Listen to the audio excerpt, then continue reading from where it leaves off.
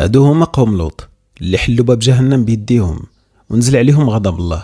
ولوطا إذ قال لقومه أتاتون الفاحشة ما سبقكم بها من أحد من العالمين. حذرهم لوط من غضب الخالق، ولكن قلوبهم كانت أقسى من الحجر.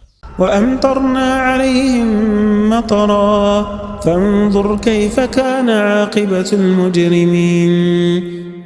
قوم لوط كلهم نزل عليهم العذاب، ولكن كاين واحد الاستثناء، إلا آل لوط نجيناهم بسحر.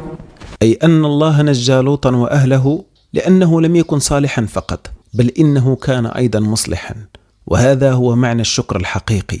ثم قال الله بعد ذلك: نعمة من عندنا كذلك نجزي من شكر.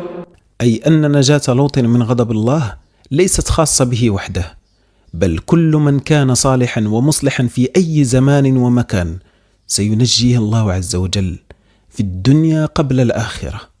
هذه القصة وقعت في زمن لوط عليه السلام، ودار الزمان حتى ولينا نشوف معصية الله في أشكال متنوعة. أشخاص يزرعون الفتنة بين المسلمين وينشرون الفاحشة والكلام الساقط، وآخرون يدعون معرفة الماضي والمستقبل وفك الأسحار وجلب الحبيب، وبعض الناس أصبحوا يفهمون في كل شيء.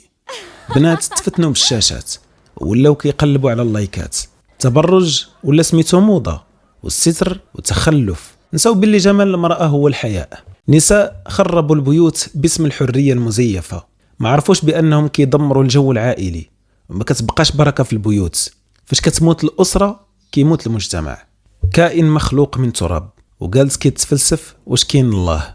حتى الطبيعة اللي خلقها ربي بغاو يقلبوها.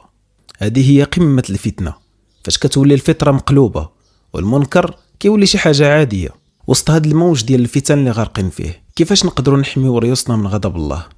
فمن آمن وأصلح فلا خوف عليهم ولا هم يحزنون.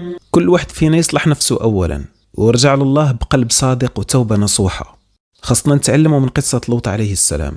ما كانش جالس في دارو كيتفرج، كان واقف في قلب العاصفة كينصح بالخاطر وكيقول كلمة الحق، وخا كان بوحدو، وخا يكون الظلام مغطي الكون كامل.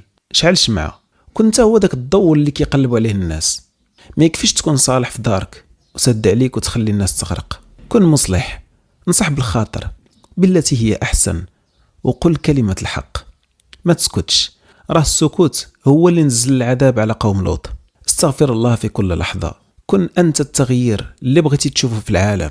بدأ بنفسك، بأولادك، بدارك، ومن بعد خرج داك النور للناس.